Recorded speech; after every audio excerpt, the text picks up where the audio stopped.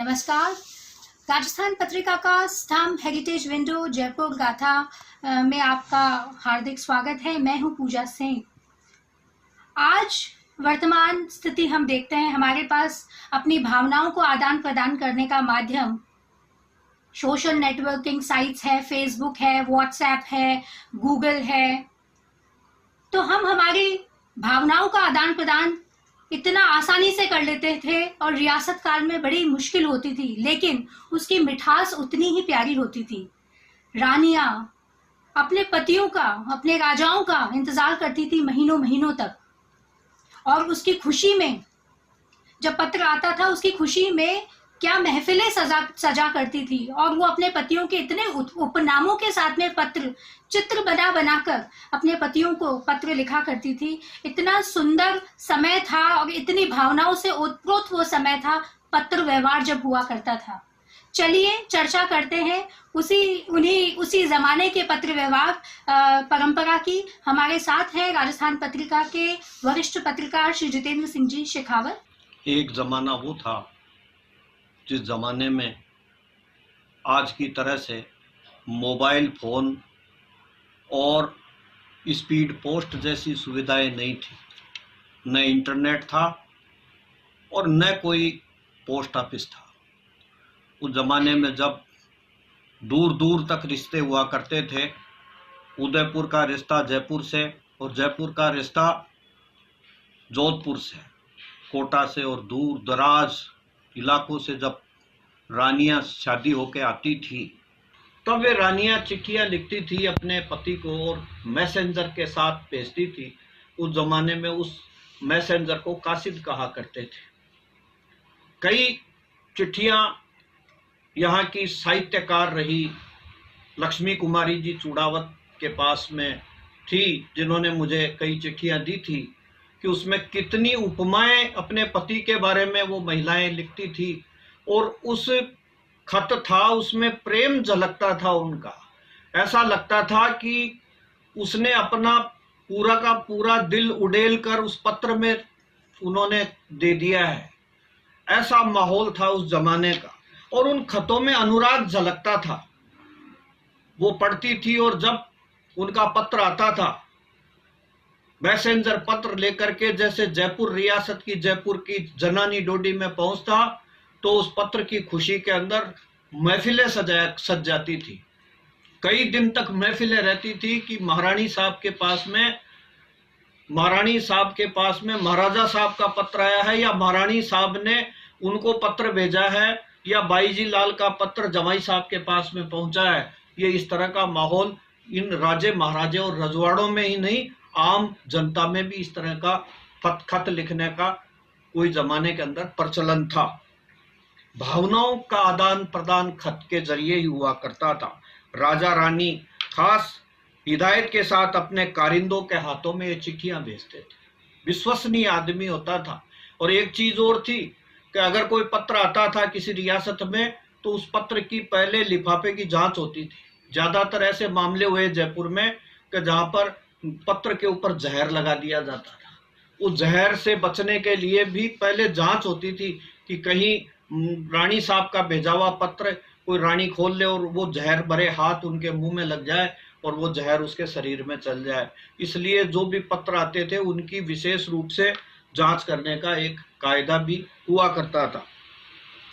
याद सताती थी अपनों की, अपने पति की याद जब उसको सताती थी, पीहर में बैठी रहती थी, 6-6 महीने तक पीहर से नहीं आती थी।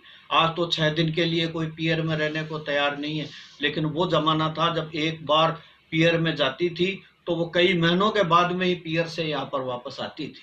और वो जो प्रेम था और वो जो परंपरा थी वो एक अलग ही थी। बहन बेटी जब घर में आती थी, ससुराल से आती थी, तो वो 4-4, 5-5 महीने रुकने के बाद में जाती थी, क्योंकि उनका कोई संपर्क ही नहीं होता था। कोई उन पर क्या विपदा आ रही है, किस तरह का हो रहा है, उसकी आपस में दोनों को पता ही नहीं रहता था, क्योंकि आज इतने साधन नहीं थे। अब जयपुर की एक महारानी जिन्होंने चिट्ठी लिखी 106 साल पहले, अब वो क्या लिखती है, देखो आप कितनी उपमा लिख रही है अपने पति के लिए।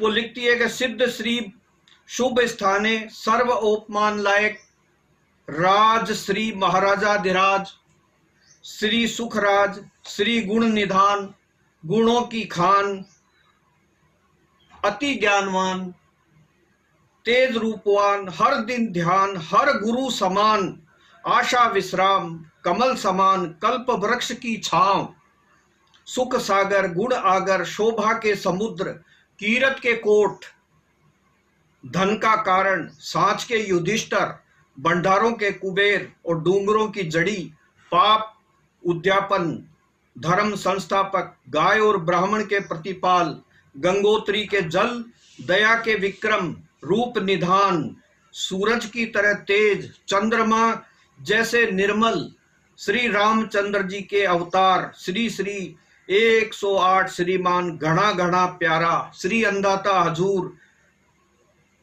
का मुजरा व वारणा मालूम होवे श्री अन्नदाता हजूर का जल जीवन असवारी सवारी चौकी पैरा को घणो ध्यान जाप तो राख जो सा आप पर श्री जी रक्षपाल है लेकिन आपको अर्ज करना तो मेरा फर्ज बनता है। ये इस तरह की उपमाएं वो देती थी। रियासत काल में महारानियों का खत मिलता तो जनानी डोडियों में महफिल सज जाती थी, रात भर जश्न मनाया जाता, दावड़ियां गीत गाती और गुड़ पता से बांटे जाते। उस जमाने में सांगानेरी प्रिंट का कागज प्रचलन में था। राजकुमारियों को बचपन में पत्र लिखने की तालीम दी जाती थी कि उन्हें पत्र कैसे लिखना है। जिस विश्वस्त के साथ पत्र को भेजा जाता था उसको कासीद कहा जाता था। वो बड़ा विश्वसनीय आदमी होता था कि वो पत्र को इधर उधर कर दे, ऐसा नहीं हो सकता था। खत में अपनी बात के अलावा संबंधित दोहे और चित्र भी मांडे जाते थे। जय सिंह के पुत्र माधो सिंह प्रथम ने अपनी महारानी चूंडावत जी को देवगढ़ में कागज भेजा था जिसमें लिखा था, प्राण प्यारी चूंडावत जी, आपको वैद्य से इलाज कराना चाहिए। यहाँ पर हमला करने के लिए मराठा चढ़ाए हैं। मराठाओं ने युद्ध कर दिया था जयपुर पर, 3-4 बार युद्ध किया और बाद में इसी महारानी ने जो थी चूंडावत जी, इन्होंने ही गलता जी में ज्ञान मंदिर जो बहुत बड़ा भव्य मंदिर है उसका निर्माण कराया था। उन्होंने उस चिट्ठी में एक दोहा भी लिखा था। वो जो दोहा है, ओळ्यू कर पीढ़ी पड़ी लोग जाने पंड रोग छाने लंगड़ में करा पीव मिलन के जोग। पिया के मिलन, इसका मतलब यह है कि आपको याद कर करके मैं पीढ़ी पड़ गई हूं।